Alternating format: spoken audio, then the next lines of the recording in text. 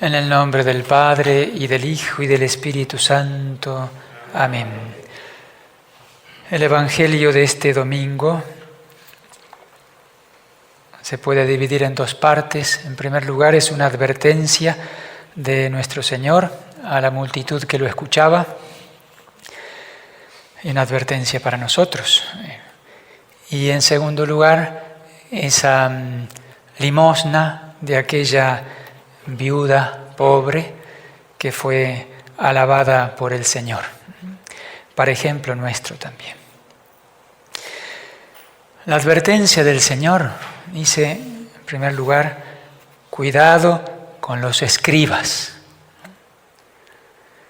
Los escribas eran los doctores de la ley, maestros de la ley dada por Dios, de la ley de Moisés, que tenían la misión de enseñar al pueblo.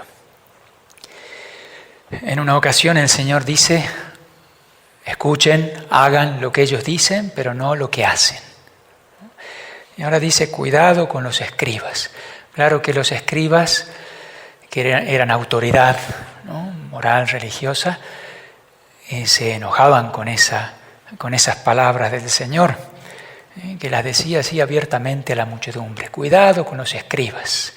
Escribas y fariseos, el Señor a veces los reúne a los dos, ¿no?, y habla de la hipocresía, especialmente de los escribas y de los fariseos.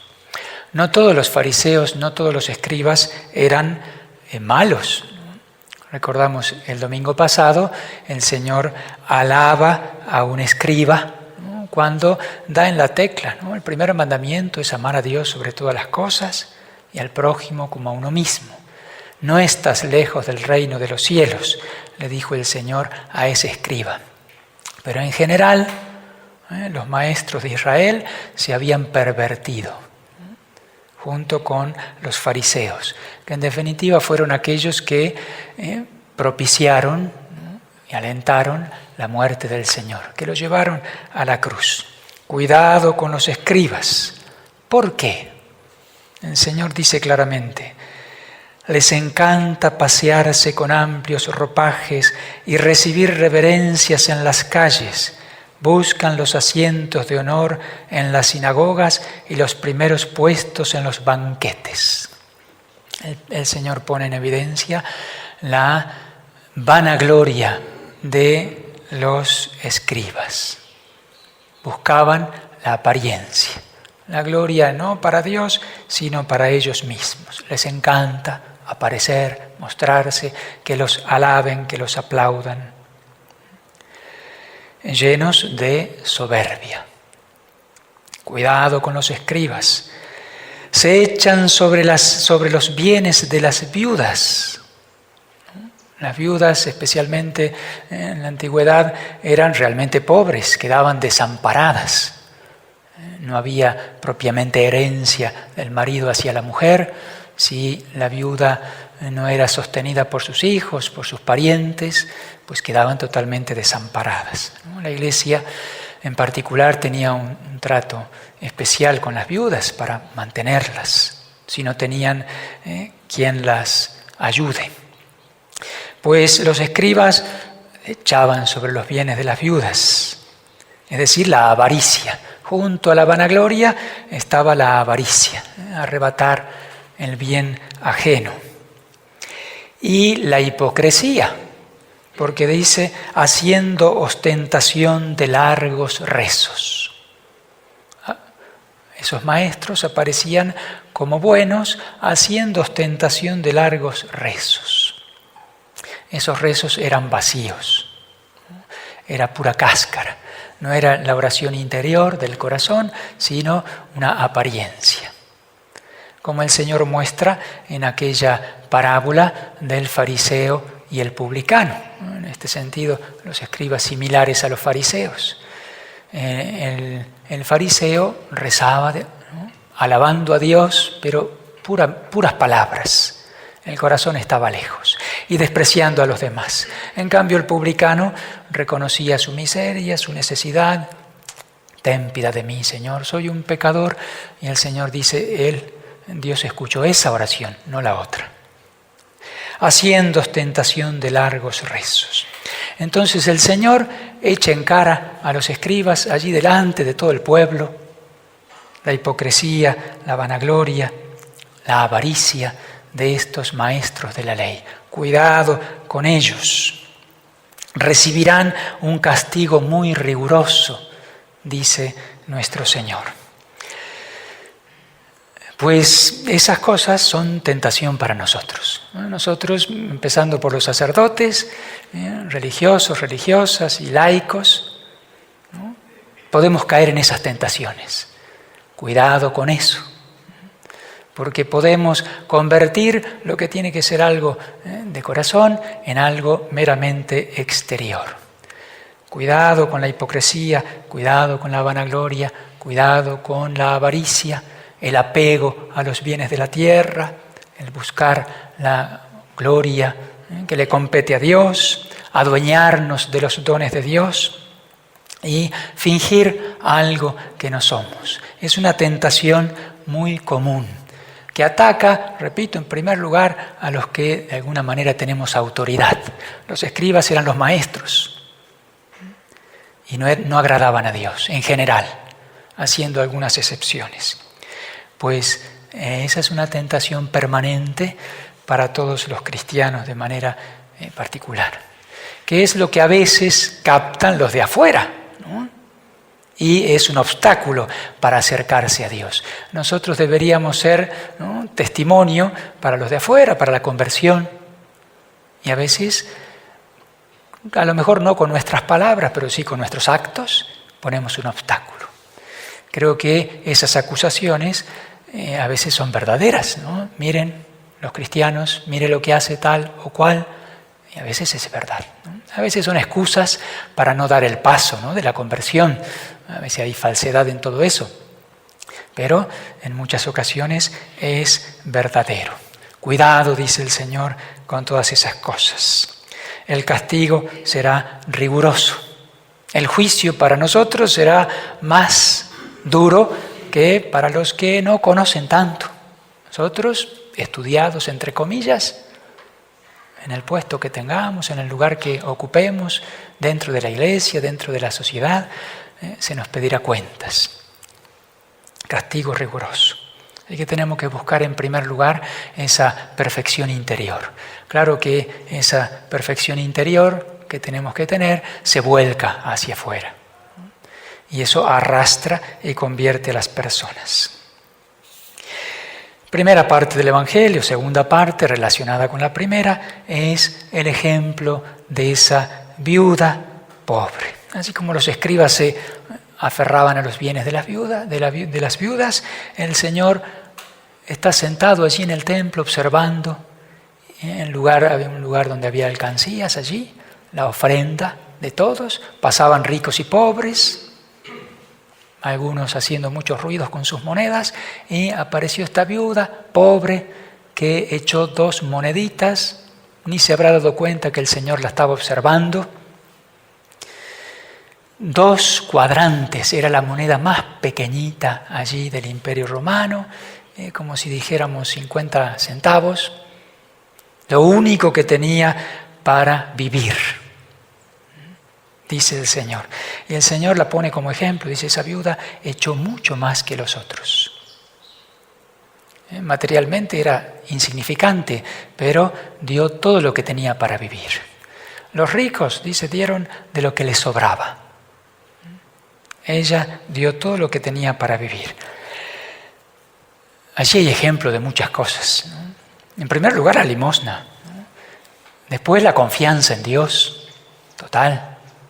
Como aquella viuda también del Antiguo Testamento, que es la primera lectura de hoy del primer libro de los Reyes. La viuda de Sarepta, allí el profeta Elías se encuentra con esa mujer que estaba recogiendo leña para amasar un poquito de pan. Tenía un poquito de harina, ya se acababa, un poquito de aceite, iba a cocinar eso para ella, para su hijo, y morirse. Se encuentra con el profeta le pide, tráeme un poco de agua, tráeme también un pedazo de pan, y ahí la viuda le confía, no tengo más que para mí y para mi hijo, hazme primero un pedacito para mí y luego para ti y para tu hijo. El Señor dice, no se va a acabar la harina, no se va a acabar el aceite hasta que el Señor bendiga la tierra con abundantes frutos. Allí también esa viuda fue generosa y dio todo lo que tenía, como la viuda del Evangelio. Vio ciertamente en el profeta a alguien enviado por Dios, confió en su palabra, ¿no?, que iba a realizar el milagro, le trae un poco de agua, un poco de pan, y no se acabó la harina y no se acabó el aceite.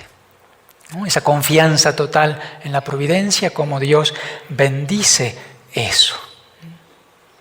Ciertamente esa viuda del Evangelio también, el Señor que la estaba viendo y que la pone como ejemplo hasta el día de hoy, habrá sido bendecida enormemente por el Señor. Dichosos los pobres de espíritu, esa es la enseñanza de la primera bienaventuranza, que es la aclamación del Evangelio de hoy. Dichosos los pobres de espíritu, porque de ellos es el reino de los cielos. El que está desprendido de todo, el que es capaz de darlo todo, es libre y tiene el corazón totalmente libre para recibir todas las bendiciones de Dios. De ellos es el reino de los cielos. En el Evangelio de Lucas, cuando el Señor dice dichosos los pobres, también dice, por contrapartida, ay de los ricos, pues ya están satisfechos. Ay de los ricos, qué difícil que es que un rico entre en el reino de los cielos. El Señor habla de la pobreza espiritual. Ciertamente que hay ricos que tienen bienes materiales y son desprendidos. Eso es una gracia particular y son generosos y hasta son capaces de dar todo lo que tienen. Pero ciertamente el que tiene mucho fácilmente se adueña de eso, se cree dueño y se apega a todo eso. El que realmente es pobre, porque no tiene nada, como la viuda del Evangelio, pues no le queda prácticamente otra que confiar en Dios, ¿no? Y si realmente confía en Dios, Dios es providente. Dios provee. Hay muchas personas que se quejan, que no tengo esto y que no tengo aquello, y no tengo trabajo y qué voy a hacer en el futuro. ¿Le ha faltado algo? Le he preguntado muchísimas veces a las personas, uno se compadece, quisiera hacer algo por esas personas, pero ¿le ha faltado algo? No, siempre he tenido para comer. Para mí, para mis hijos, Dios proveerá. El que confía, recibe. Claro que probablemente el Señor permite muchas de esas carencias para que nuestro corazón no se apegue a esas cosas. Y si nos preocupamos demasiado, es porque estamos apegados. Y nos conviene espiritualmente perder, ¿no? O recortar eso, como cuando el agricultor poda un árbol para que dé más frutos. No necesitamos tanto. Es un ejemplo de limosna, esta viuda del Evangelio, ¿no? Que da, ¿no? Ocultamente, materialmente, repito, es nada, pero para el Señor valía mucho. Ejemplo de limosna. La limosna, el dar, es algo muy importante. El Señor en el Evangelio, cuando habla del juicio, ¿no? Así como le dice a los escribas, el juicio de ellos va a ser muy riguroso. Pero cuando el Señor habla del juicio, habla de la limosna. Vengan benditos de mi Padre, porque tuve hambre y me disteis de comer. Tuve sed, me disteis de beber. Estaba desnudo y me vestiste, etc. Obras de misericordia. Y los que se condenan, apártense de mí, porque tuve hambre y no me dieron de comer, etc. El acto de caridad, el acto de limosna a una persona, sea poco, sea mucho, sea algo material, sea algo espiritual, eso tiene premio, tiene mérito en el cielo. Y es dárselo a Jesús. El Señor que se hizo pobre, siendo rico se hizo pobre, quiso quedarse en los pobres, en los necesitados. Es el rostro de Cristo entre nosotros. Despreciar a un pobre es despreciar a Cristo. Textualmente dice el Señor, tuve hambre y me dieron de comer. ¿Dónde tuviste hambre? En ese pobre, en ese necesitado. El juicio depende de eso, del amor al prójimo. Todos estamos llamados a dar, ricos y pobres, decía el Papa León XIII, hablando de la limosna y en relación a la justicia y a la caridad, decía, no hay nadie por rico que sea que no necesite de otro. No hay nadie por rico que sea que no necesite de otro, ni nadie absolutamente pobre que no pueda ayudar en algo a otro. A veces uno ve cómo un pobre ayuda a un rico, con algo que el rico carece, aunque no sea algo material propiamente. El Señor quiere que nos ayudemos mutuamente. Y el Señor dice, es mejor dar que recibir. Nos alegramos cuando recibimos algo. Es mejor dar que recibir. Hay una alegría mayor, hay un premio. La Sagrada Escritura en el Antiguo Testamento habla de la limosna como algo que intercede delante de Dios en favor nuestro. Dice textualmente, coloca la limosna en el corazón del pobre y ella pedirá por ti. Como intercediendo delante de Dios.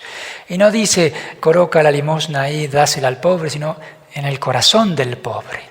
Eso tiene que llegar al corazón. A veces hay limosnas que son así como diciendo, bueno, quiero sacarme de encima este problema, ¿no? Ya déjame de molestar, toma, vete. En el corazón del pobre. Y en un epitafio, allí junto a la tumba, decía esta frase, he perdido lo que he gastado, he dejado a los demás lo que tenía, solo me queda lo que he dado. Hermosa frase. Entonces solo me puedo llevar lo que di, lo que me desprendí de todo eso. Lo demás ya no lo tengo, lo gasté, quedó para otros. Confianza entonces en la providencia. Esa es una enseñanza grande del Evangelio de hoy también. Confianza total en la providencia. Vamos a pedirle al Señor, por medio de la Virgen, que purifique nuestro corazón de todos los apegos, de todas aquellas cosas que están allí adentro, que ensucian el corazón. Purifique nuestro corazón, que tengamos libre el corazón, libertad de espíritu, como pedíamos en la oración colecta, para poder hacer la voluntad de Dios. Para cumplir con la voluntad de Dios con generosidad, con confianza. Ave María Purísima.